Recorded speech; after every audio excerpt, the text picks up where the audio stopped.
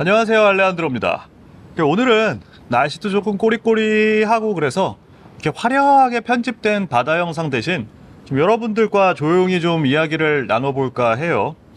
저희가 가장 많이 받는 질문 중에 하나가 어떻게 알레한드로님은 로타에 정착하게 되었나요?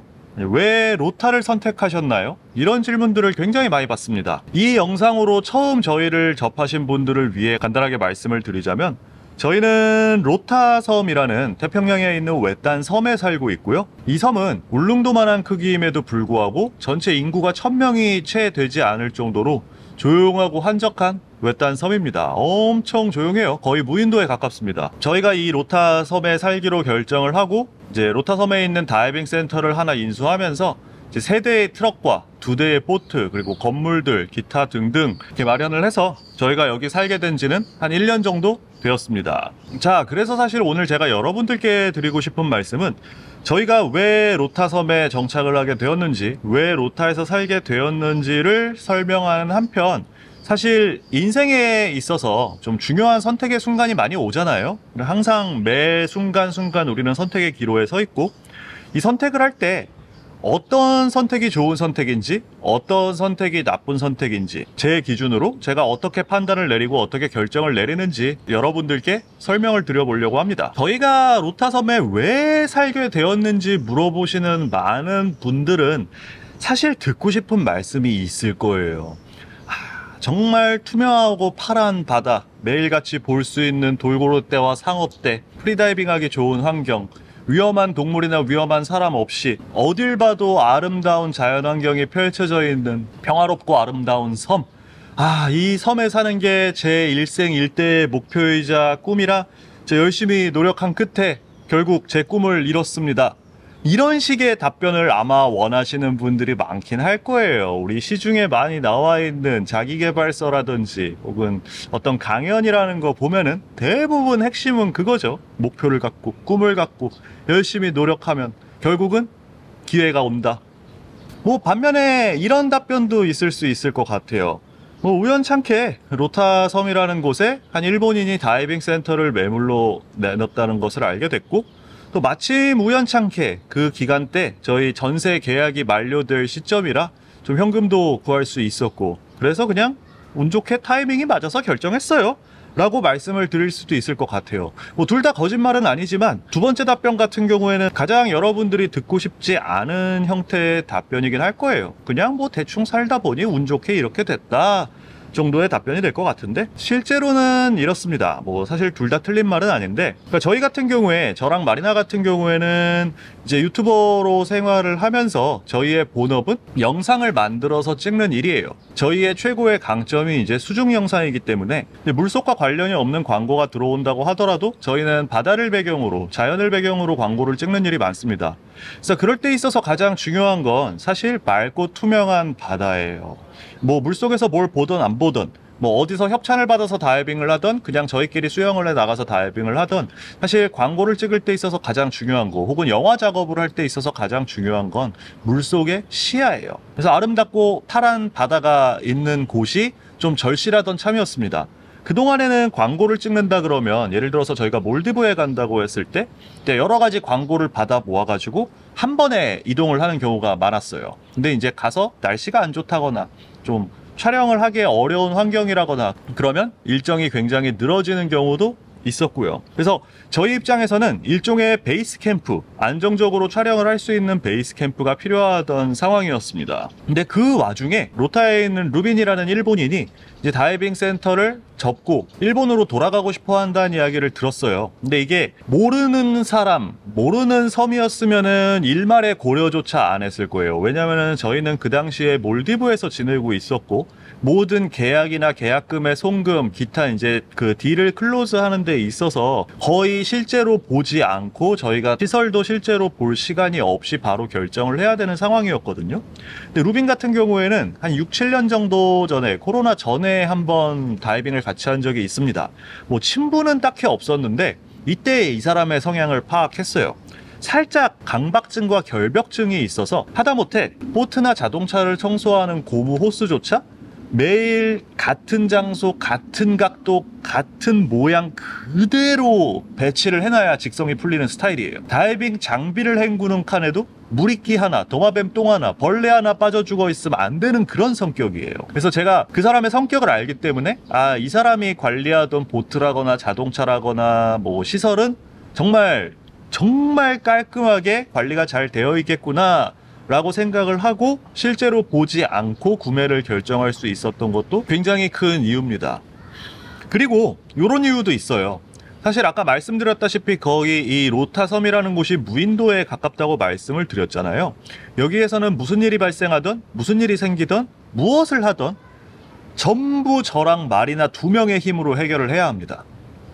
누구 돈을 주고 사람을 고용해서 뭔가를 한다든지, 천장에 선풍기를 단다든지, 물이 파이프가 터졌다든지, 전기가 망가졌다든지, 가전제품이 고장났다든지 누구를 불러서 해결할 수가 없어요. 돈이 아무리 많다고 하더라도 그건 돈으로 해결할 수 있는 문제가 아닙니다. 스스로 해야 되거든요. 근데 거기에 있어서 저희 같은 경우에는 크게 3가족이 있어요. 먼저 이제 한국에 있는 저희의 가족들, 그 다음에 사이판에 살고 있는 축섬 출신의 가족들이 있습니다. 축키즈라고 하는데 우리 피쉬가이즈 친구들 영상에서 몇 번 보여드린 적 있죠.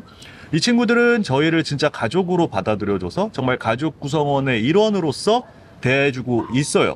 그리고 여기 로타에 살고 있는 참호로 가족들이 있습니다. 이제 로타의 터줏대감으로서 조상 대대로 로타에 살고 있는 참호로족들도 저희를 가족으로 받아들여줬어요. 그래서 어느 정도냐면은 이 축키즈 친구들은 뭐 밤이고 낮이고 급할 때 무슨 일이 있을 때 전화 한 통화만 하면은 10명이고 20명이고 와가지고 진짜 2손 2팔 다 걷고 저희를 도와줍니다. 지금 대표적으로 저희 다이빙 센터 운영을 도와주고 있는 유미가 있죠. 그리고 또 하나가 이 참호로들도 마찬가지고요. 참호로 같은 경우에는 실제로 저희가 살고 있는 집 그냥 공짜로 줬어요. 땅도 그렇고 집도 그렇고 그냥 저희가 살 수 있는 삶의 터전을 마련해주고 여기에 자리 잡는 데 있어서 필요한 그 모든 것들을 그냥 막 지원을 해줬어요.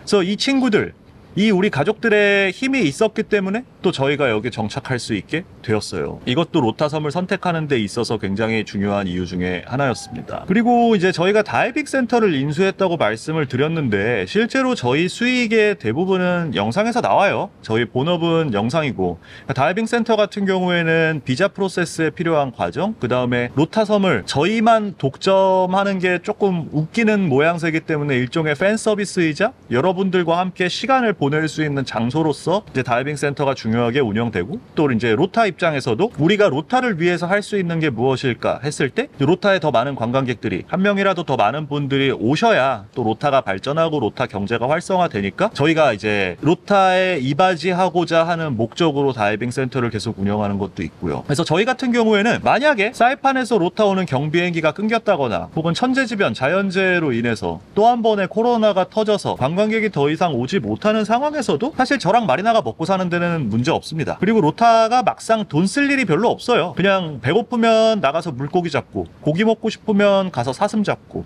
랍스타 잡아먹고 닭 잡아먹고 코코넛 크랩 잡아먹고 집집마다 개인 농장들이 있기 때문에 제철 과일이라든지 채소 같은 경우에는 친구들에게 얻어먹기도 하고 저희도 여기 이제 수박, 감자, 파인애플 이런 것들을 조금씩 심고 있기도 하고요. 그래서 이제 여기 생활 자체에 큰 부담이 없겠다 라고 결정하게 된 것도 로타를 결정하게 된 이유입니다. 그리고 원래 저희가 이제 로타에 정착을 하지 않았다면은 저희 같은 경우에는 원래 요트를 하나 살려 그랬어요. 이제 원래 저희의 다음 목적지 몰디브 이후의 다음 목적지는 유미의 고향섬인 축의 아우터 아일랜드들, 태평양에 있는 정말 작은 섬들, 무인도들을 하나하나 방문하는 게 저희의 목표였었거든요. 근데 이제 그 섬들 같은 경우에는 전기도 없고 수도도 없고 인터넷도 없어요. 저희가 유튜브를 하기에도 조금 좋은 환경은 아니고 아무리 저희가 모험적이다 하더라도 이제 생활을 하기에 그렇게 쾌적한 환경은 아닙니다. 다만 이제 요트가 있다면 거기에 스타링크를 달고 이제 요트에서 생활을 하고 뭐 음식은 섬에서 구하고 기름은 섬에서 구하고 바다에서 구하면 되니까 식량은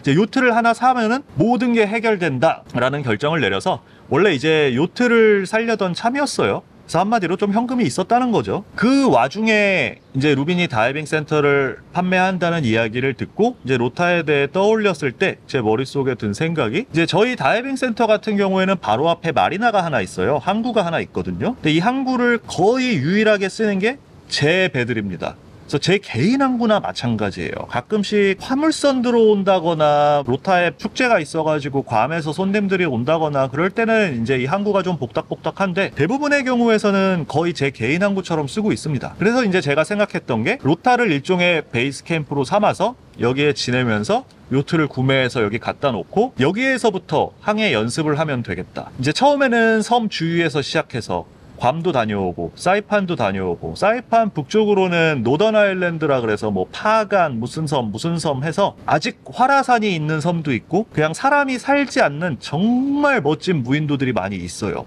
그래서 로타를 일종의 베이스 캠프로 활용을 해서 여기를 우리만의 요트 전진기지로 활용을 해서 여기에서부터 태평양 섬들을 탐험하면 좋겠다라는 생각이 든 거죠. 그래서 바로 한국에서 요트를 구매해서 움직이기보다는 이제 로타를 기점으로 움직이는 게 좋다는 판단도 내렸었던 거고요. 그리고 굉장히 외딴 섬임에도 불구하고 한국이랑 가깝다는 장점도 있습니다. 지금 사이판에서 한국까지 비행기로 4시간이면 가고 로타에서 사이판까지 비행기로 30분이면 가요.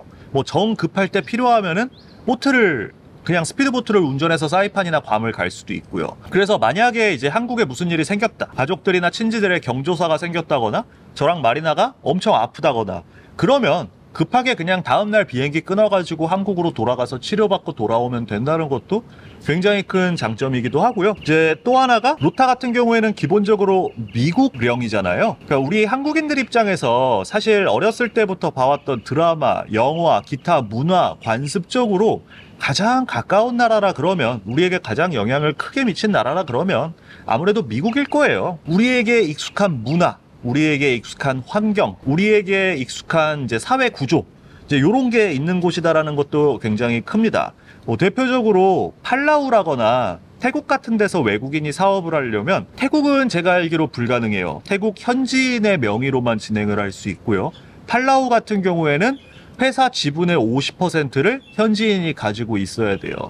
믿을 만한 사람이 있다면야 괜찮은데 사실 돈이 얽혔을 때는 친가족, 친형제, 부모 자식 간에도 갈라지고 싸우고 분란이 생기는 모습 여러분들 흔치 않게 볼 수 있잖아요. 이제 그런 리스크를 감안할 거 없이 여기에서는 제 권리와 제 재산에 대한 그 권리를 미국 정부가 보장을 해준다는 것도 굉장히 큰 메리트 중에 하나죠.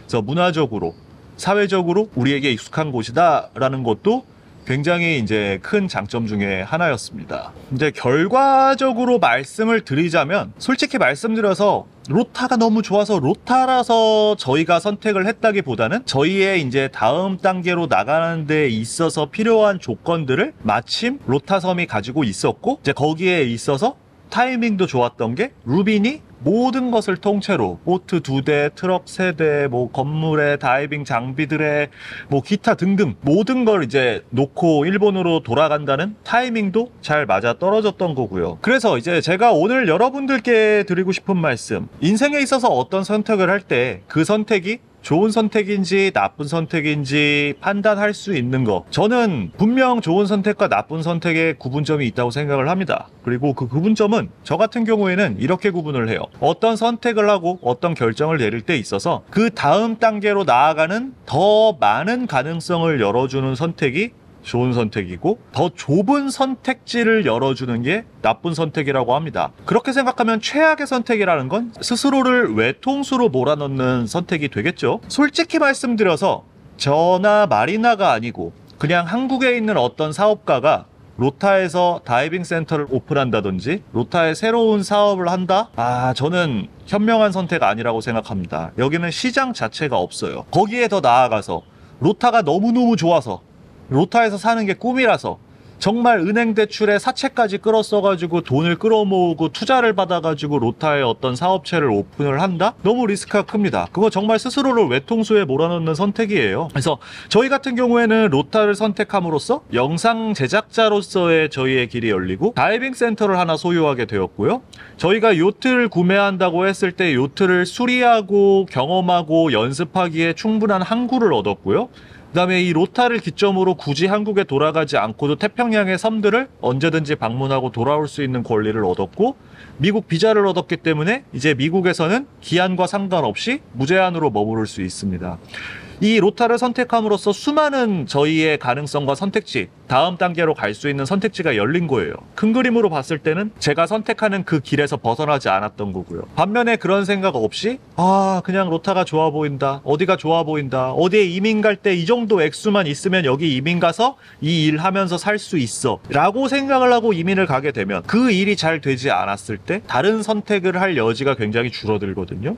심지어 자금의 여유가 없다면은 더더욱 선택의 폭이 좁아질 수 없는 것이고, 저는 요거에 있어서의 대표적인 예가 공무원 시험이라고 생각을 해요. 요즘에는 조금 덜하긴 하지만 지금 한 5년 전까지만 해도 거의 전 취준생들이 공무원 시험에만 매달린 시절이 있었죠. 처음에 내가 공부 좀 한다, 내가 학교 어느 정도 나왔다 라고 하면은 대부분 이제 행정고시 먼저 시작을 하려고 합니다. 아니면 사법고시, 행정고시 2년, 3년 합격하면 상관없어요. 근데 실제로는 어때요? 5년, 9년, 10년씩 붙잡고 있는 사람들 많아지죠. 공무원 시험이라는 것을 선택을 함으로써 자기의 선택의 여지가 점점 줄어들게 되는 거예요. 그리고 그 공무원 시험이라는 것을 선택하게 된 계기가 다른 큰 뜻이 있는 게 아니고 그냥 적당히 안정적인 월급과 적당히 안정적인 연금, 적당히 안정적인 생활이 보장되기 때문에 라는 이유만으로 요 세 개가 보장되는 수많은 갈림길에서, 자기의 인생의 수많은 갈림길에서 딱 요거 세 개만을 위해서 공무원 시험을 선택을 하게 되면은 그 다음 선택지가 굉장히 줄어들게 되고, 그렇게 시간이 흐르다 보면 다른 선택지를 아예 선택을 할 수가 없게 돼요. 그러면 행정고시에서 국정원 시험으로 내려가죠. 국정원 시험에서 7급 공무원으로 내려가고, 7급 공무원에서 9급 공무원으로 내려가고, CPA 한참 준비하다가 회계사 안 돼서 세무사로 넘어가고, 세무공무원, 세무직 준비하고. 그러니까 이게 직업이라는 게 우열이 있는 게 아니고 어떤 직업이 더 좋은 직업이다 라고 말씀드리고 싶은 건 아니지만, 어떤 사람이 공무원 시험, 행정고시라는 걸 선택한 시점에 있어서 그 사람 입장에서는 분명 단계를 내리는 게 일종의 타협이 되어버리는 거죠. 제 생각엔 그렇습니다. 오늘 하고 싶은 이야기, 인생에 있어서 중요한 선택의 순간, 사소한 선택의 순간은 매 순간순간 찾아온다. 근데 어떤 선택이 좋은 선택이냐? 그 다음 단계에 더 많은, 그 선택을 함으로써 더 많은 선택을 할 수 있게 해주는 게 좋은 선택. 반면에 그 선택을 함으로써 그 다음 단계로 나갈 수 있는 그 다음 선택지의 폭을 좁혀주는 게 나쁜 선택이다 라고 저는 생각한다 말씀을 드리고 싶어서 오늘 카메라를 켰습니다. 여러분들 어떤 선택을 하시던 스스로를 외통수에 몰아넣지 않으시길 바랍니다. 인생은 무궁무진하니까요. 좋네요. 비도 안 오고 구름도 껴서 해도 별로 안 비치고. 자, 이 영상을 보시는 여러분들, 앞으로 항상 더 좋은 선택, 더 나은 인생, 더 멋진 미래가 찾아오길 기대하며 오늘 영상 여기서 마치겠습니다. 감사합니다. 안녕.